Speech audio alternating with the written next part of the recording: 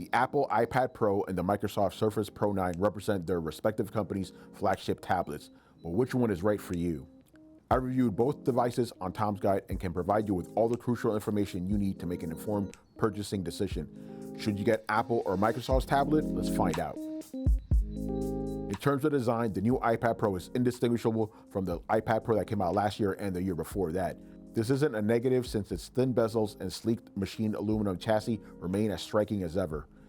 With the Apple Magic Keyboard, the tablet weighs up to 3 pounds, but that's still light enough to carry around wherever you go. Microsoft didn't alter the Surface Pro 9's design in any significant way. To put it more bluntly, this year's model is exactly the same as its predecessor. I'm not against the design since it's still sleek and practical, but it's still somewhat boring. The Surface Pro 9 is also the same size and weight as its predecessor. Both devices retain the same form factor as their predecessors, which is to say they look as good now as they always have. So in these respects, both the iPad Pro and Surface Pro 9 are equal. The new iPad Pro we reviewed has a gigantic 12.9-inch mini LED display. If you're enjoying HDR content, the gorgeous XDR display makes everything on the screen look even better. In a brightness test that involves using a light meter, the iPad Pro tops out at 586 nits with adaptive brightness off. Conversely, the Surface Pro 9's display achieves an average of 431.6 nits and hits 447 nits around the center of the screen. Color-wise, the iPad Pro's display covered 117% of the sRGB color gamut and 82% of the more demanding DCI P3 color space. These averages are above the Surface Pro 9, which achieved 106% of the sRGB color gamut and 75% of the DCI P3 color gamut. In short, the iPad Pro has a brighter and more colorful screen than the Surface Pro 9. HDR also makes Apple's device the winner in this category. The new iPad Pro packs the company's M2 chip, while the Surface Pro 9 we reviewed has a 12th gen Intel Core i7 CPU. On Geekbench 5.4, which measures overall performance, the iPad Pro scored 1,862 on a single core portion and 8,500 on the multi-core portion. In contrast, the Surface Pro scored 1,633 and 8,541 respectively. In our Adobe Premiere Rush video transcoding test, the new iPad Pro took 23 seconds to complete the task. The Surface Pro 9 transcoded a 4K video to 1080p using Handbrake in 9 minutes and 34 seconds. In comparison, the Surface Pro 8 took a leisurely 13 minutes and 30 seconds. I played Genshin Impact on the iPad Pro and found it an overall smooth experience. I saw no perceptible frame rate drops even during the middle of a battle. Genshin Impact is one of the more graphically demanding games on the App Store, so it's good to see the iPad Pro handle it with ease. On the Surface Pro 9, Sid Meier's Civilization 6 averaged a pathetic 24 frames a second at 1080p resolution, and an even worse 17 frames a second at 1920p. Because Microsoft's machine relies on Intel Xe graphics instead of a discrete graphics card, you're going to have a rough time playing games locally on this device.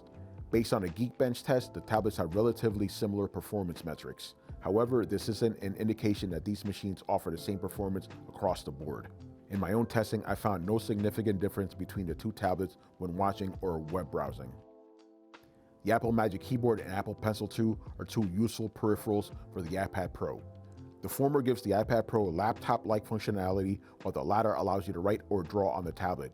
The Magic Keyboard's base is sturdy and keeps the tablet in place no matter how hard you type.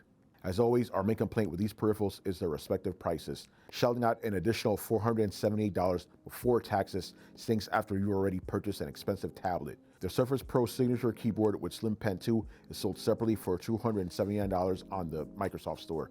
As with last year's model, I found the Signature Pro keyboard to be a vital peripheral. Its haptic motors do an admirable job of imitating what it's like to write on actual paper. While you could argue that the thicker and heavier Apple Pencil feels more like an actual pencil than a Slim Pen 2, Microsoft's faux pen works as well as intended. I find Apple's peripherals better than Microsoft's due to their sturdier build quality. However, the price much higher, but either way, you'll need to pay more for these peripherals no matter which device you get. The new iPad Pro's cameras are exactly the same as last year's model. That's both a positive and a negative depending on your expectations. The only bummer is that the front-facing camera is positioned on the short end of the tablet's display. We'd prefer the camera to be on the longer side, which would be easier for video calls, especially with the Magic Keyboard attached to the iPad Pro. The Surface Pro 9 features a fairly crisp 1080p front-facing camera that will help you look good on calls. It also packs a decent 10-megapixel camera on the rear if you'd like to take photos with this machine.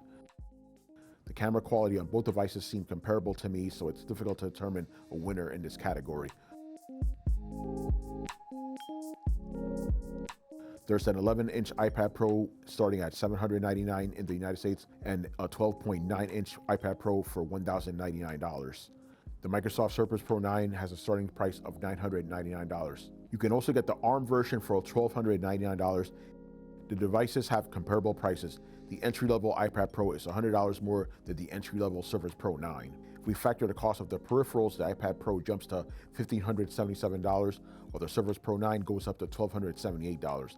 Based on price alone, the Surface Pro 9 could be more enticing to budget-minded folks. Given how similar both devices are in terms of overall features, it's difficult to recommend one over the other to the average person. Both are great for watching videos, browsing the web, or video conferencing. They also have great touchscreens offering a drawing and writing experience. Though I gave the iPad Pro a higher score in my review than the Surface Pro 9, the latter isn't objectively a bad machine, even if its design is getting stale. If you're on a budget, the Surface Pro 9 is the go-to option, even with peripherals included. If you want an HDR-capable display for watching videos, then the iPad Pro is the better bet. If you're married to a specific ecosystem, then get the tablet that best fits into your current suite of devices. Thanks for watching. I'm Tony Polanco. Remember to subscribe to Tom's Guide on YouTube, and I'll see you on the next video. Later.